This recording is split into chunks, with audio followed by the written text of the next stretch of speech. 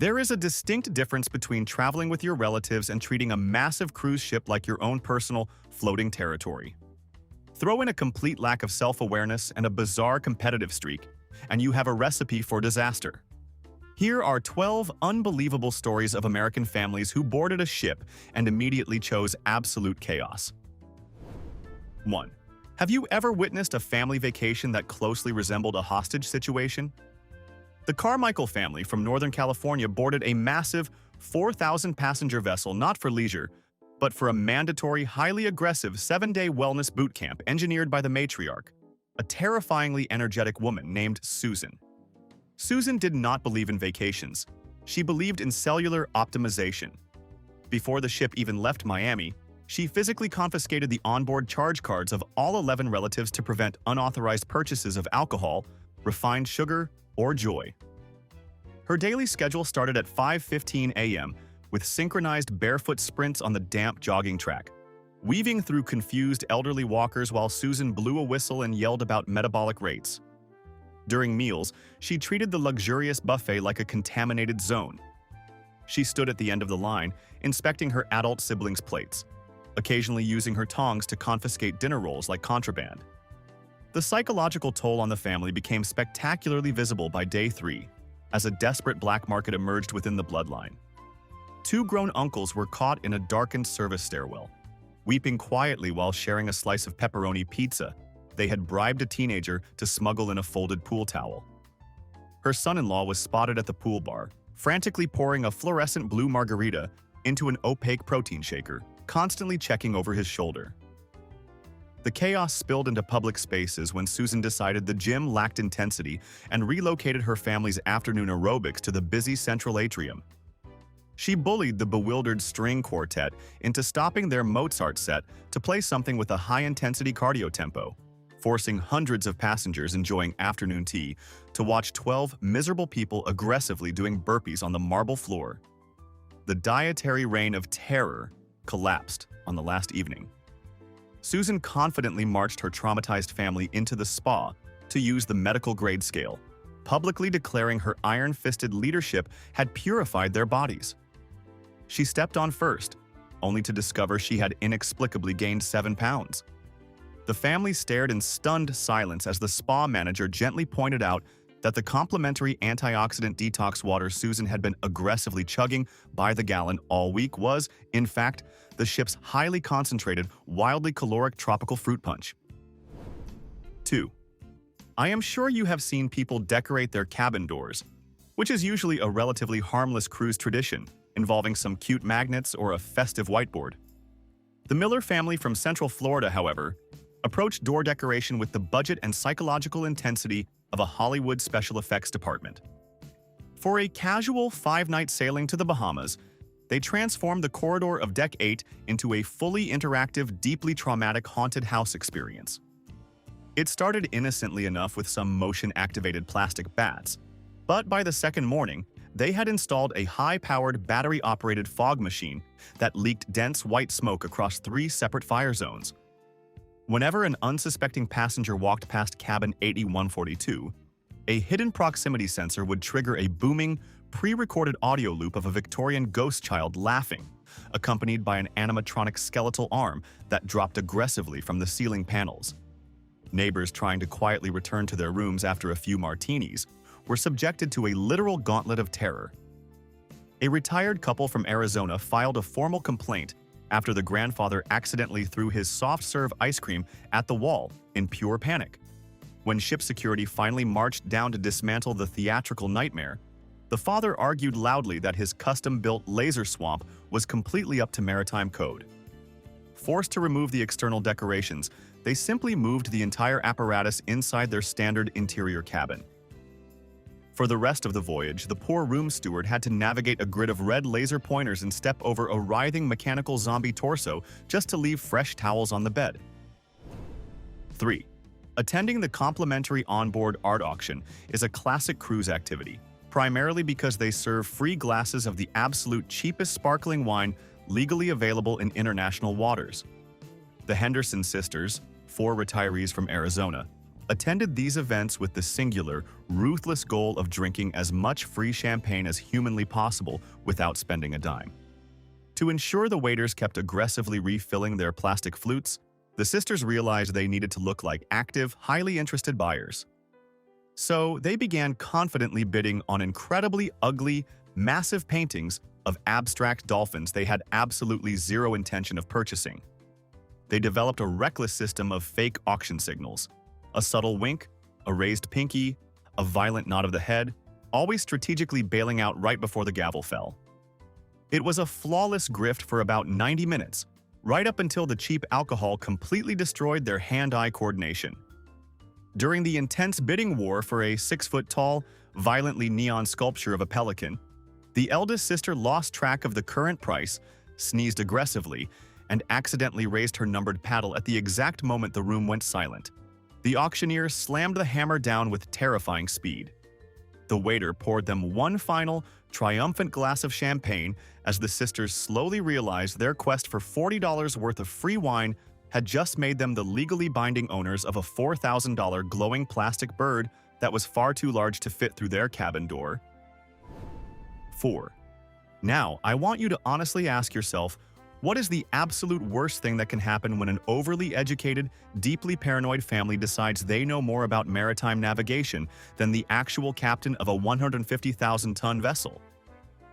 The Higgins family from Oregon, led by a retired high school earth science teacher named Arthur, boarded a 14-night transatlantic crossing with a terrifying amount of meteorological equipment. Arthur did not trust the ship's state-of-the-art radar system. He brought his own analog barometer, a handheld anemometer, and several laminated satellite charts. By day 3, Arthur noticed a slight drop in air pressure.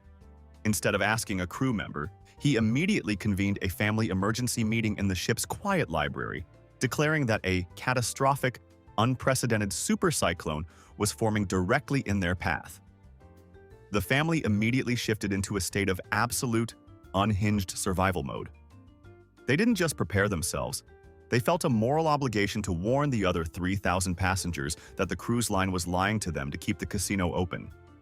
Arthur's adult children spent an entire afternoon utilizing the ship's internet cafe to print 400 black and white flyers, warning of Hurricane Ezekiel, complete with terrifying, poorly drawn MS Paint diagrams of rogue waves, sliding them under cabin doors on decks 7 and 8.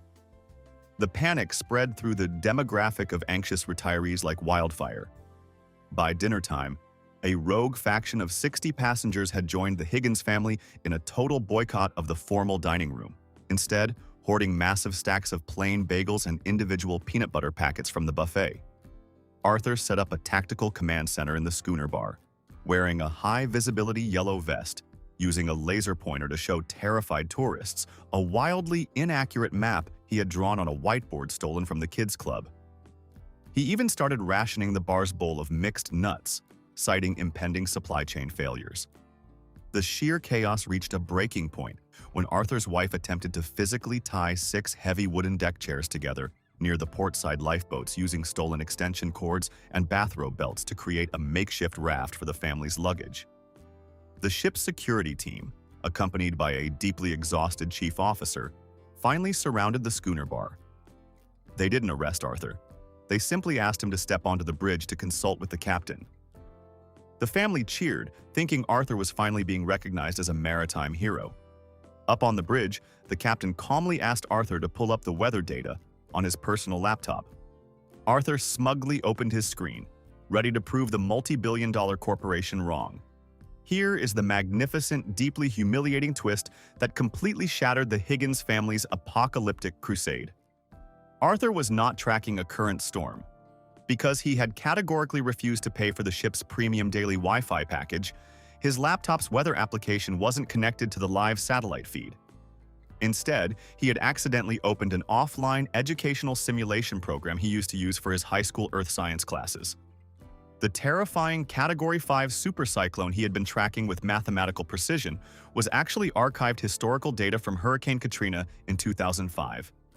He had spent 4 days terrorizing half the ship, organizing a passenger rebellion, and hoarding an apocalyptic amount of baked goods over a 2-decade-old weather event while the ship was currently sailing under completely cloudless, perfectly sunny skies. The family spent the rest of the voyage confined to their cabins by sheer embarrassment, leaving their loyal followers to quietly return all 400 stolen bagels to the buffet. 5. I don't care how frugal you are, there is a distinct line between saving money and turning a billion-dollar luxury vessel into an Appalachian shantytown. The Brooks family from Utah, a highly resourceful unit of 6, boarded a premium European cruise with a collective vow to never pay the $15 laundry bag fee. Instead, they brought multiple rolls of heavy-duty nylon clothesline they had purchased at a hardware store, carefully knotting it together to transform their 2 interconnected aft balconies into a sprawling, aggressively visible drying rack. They didn't just hang up a few damp swimsuits.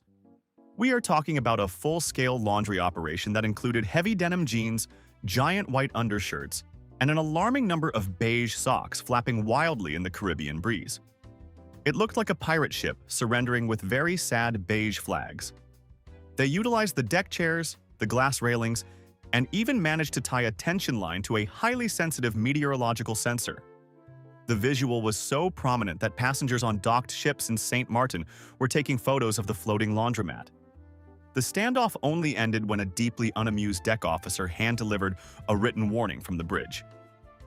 The captain wasn't upset about the aesthetic ruin of his beautiful vessel. He was furious because their oversized, wind-blown khakis were physically obstructing the ship's aft navigational radar. 6.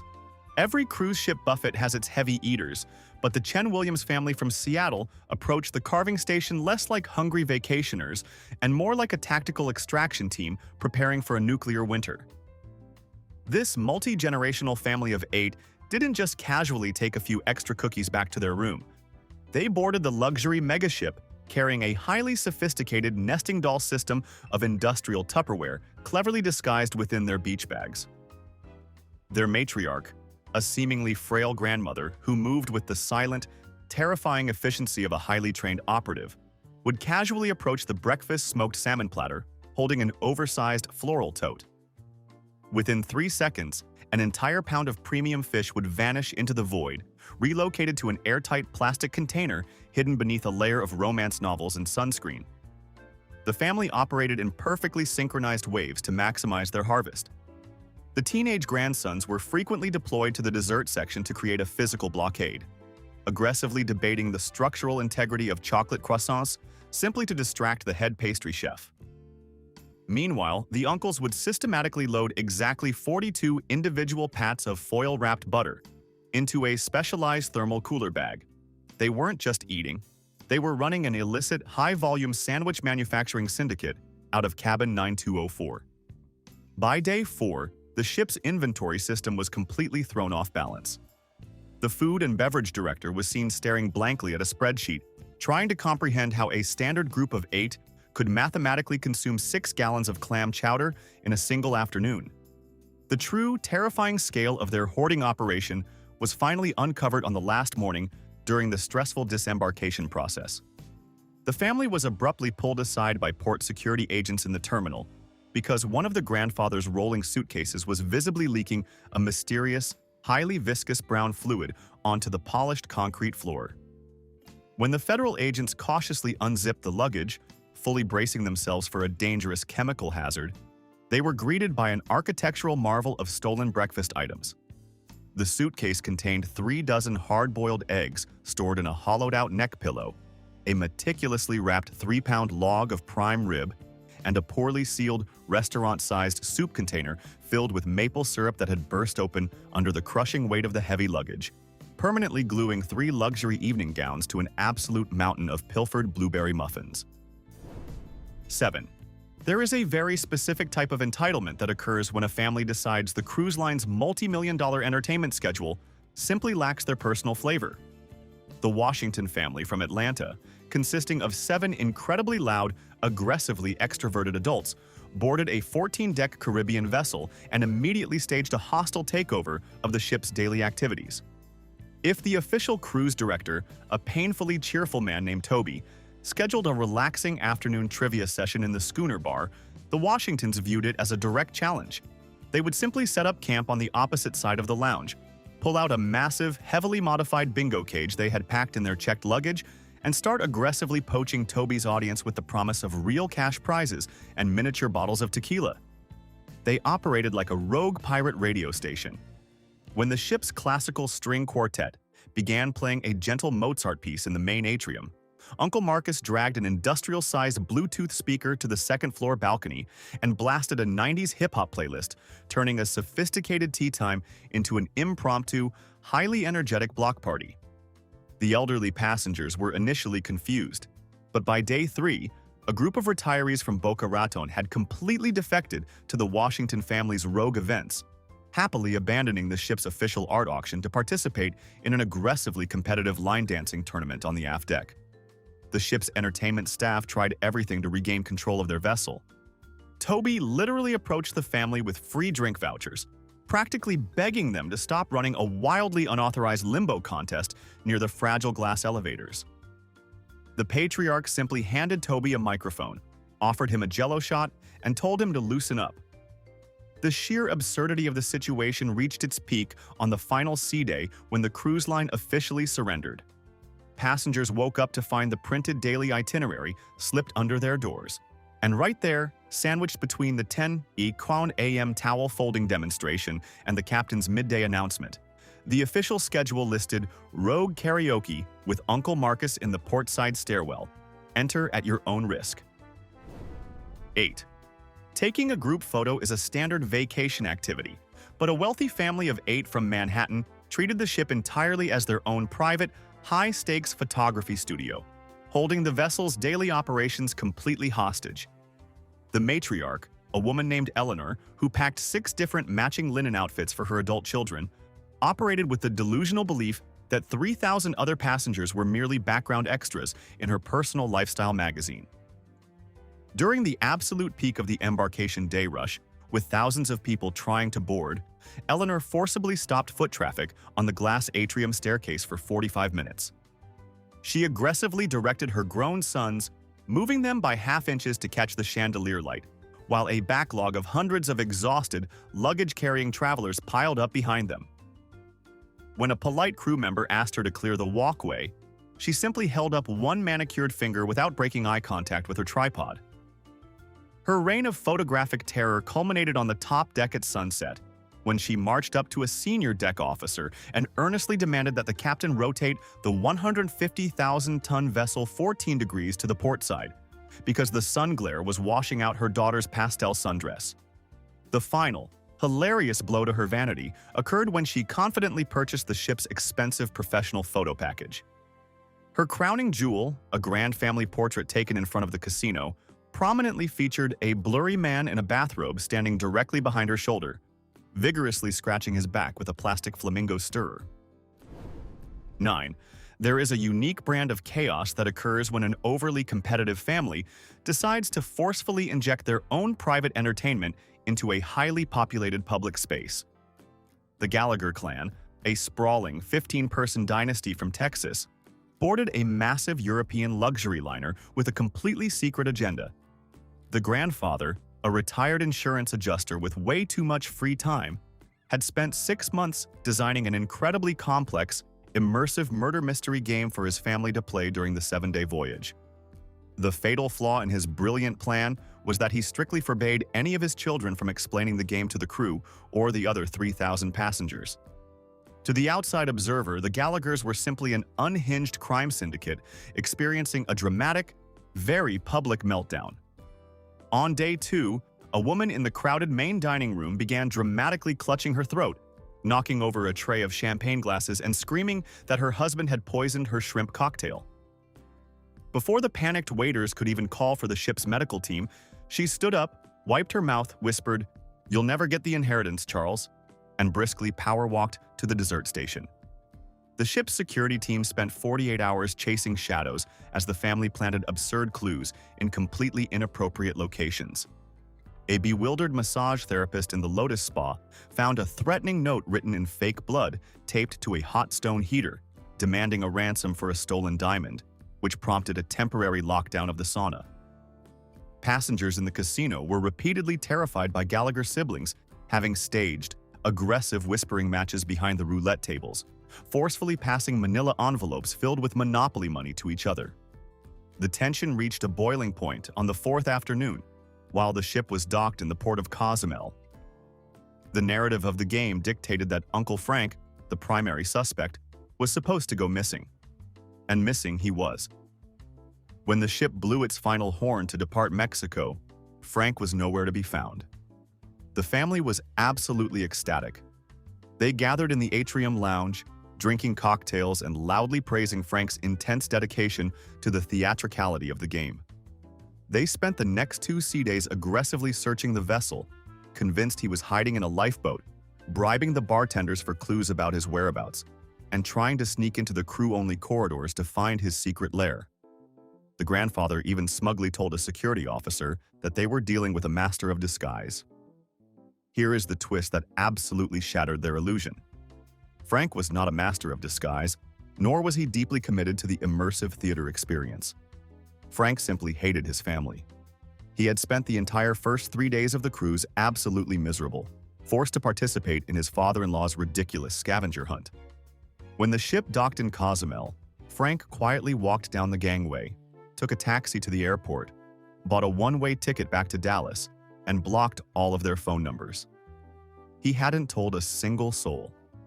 The Gallaghers didn't realize a genuine, real-life missing person situation had occurred until the final morning of the cruise in Miami, when a highly annoyed Border Patrol agent informed the grandfather that their primary suspect was currently sitting in a recliner in Texas, watching golf.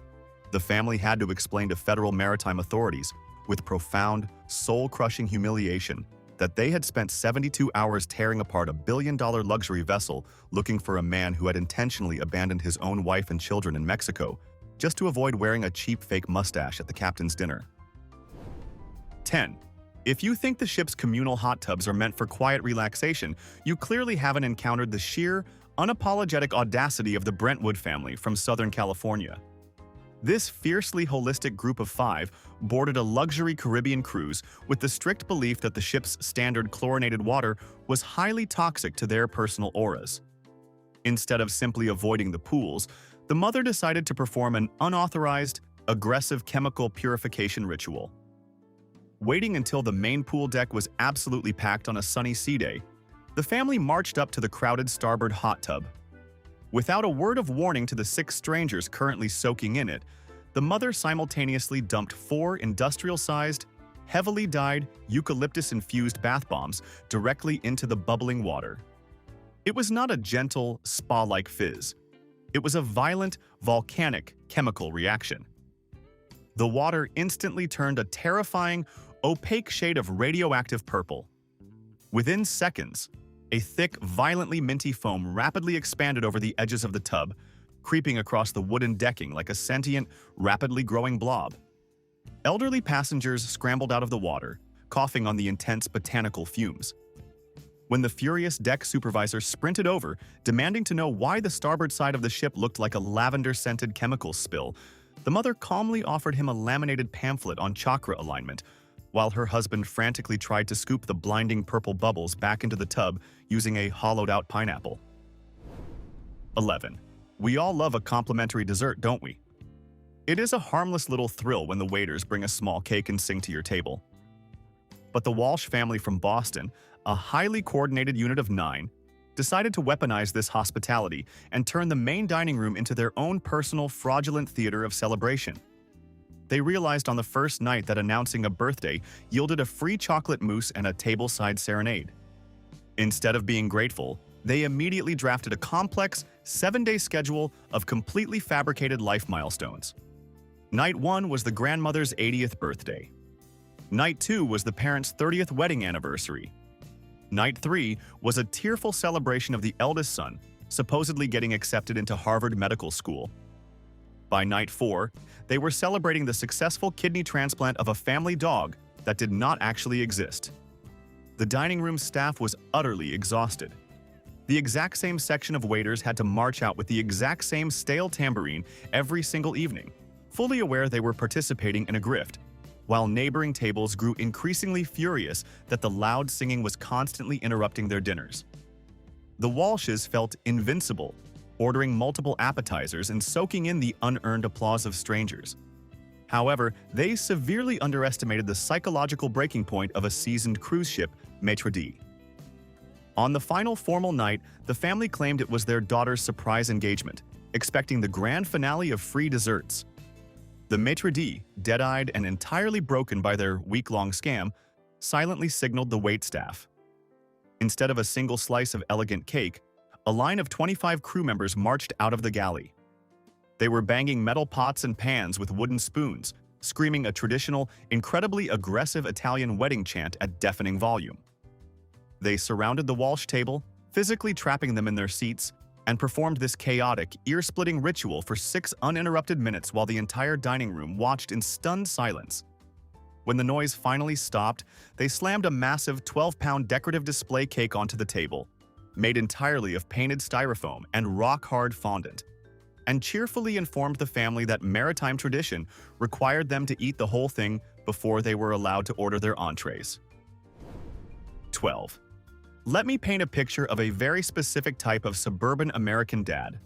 The kind who views an all-inclusive cruise ship package not as a luxury vacation, but as an adversarial financial system that must be mathematically defeated at all costs. The McAllister family from Ohio, a highly coordinated group of 12 adults spanning 3 generations, boarded a European vessel with a singular, criminal objective. The patriarch, a retired logistics manager named Richard, was furious about the cruise line's strict policy requiring every adult in a single cabin to purchase the premium beverage package if just one person wanted it. To bypass this corporate tyranny, Richard purchased exactly one unlimited drink package for himself and then spent 3 weeks before the cruise orchestrating an elaborate, highly stressful smuggling ring to illegally hydrate his entire extended family. Richard established a secret command center at a corner table in the casino bar, acting as the primary distributor. He would order a top-shelf cocktail, casually stand up, and leave the glass behind a very specific artificial fern near the slot machines. 2 minutes later, his nephew would slide past, grab the drink, pour it into a hollowed-out, heavily rinsed bottle of SPF 50 sunscreen, and power walk it up to the pool deck where the aunts were waiting with empty plastic cups. They developed an incredibly complex system of hand signals to indicate when the bartenders were distracted. If a cousin scratched his left ear, the area was clear. If he tied his shoe, ship security was patrolling the perimeter. They spent 5 days crawling under tables, passing lukewarm mojitos through the gaps in the stairwells, and treating every single piña colada like it was stolen government secrets. The sheer stress of the operation was visibly destroying the family's vacation. The aunts were constantly paranoid, flinching every time a waiter offered them a napkin. The nephews were physically exhausted from running up and down 8 flights of stairs simply to avoid the elevator security cameras.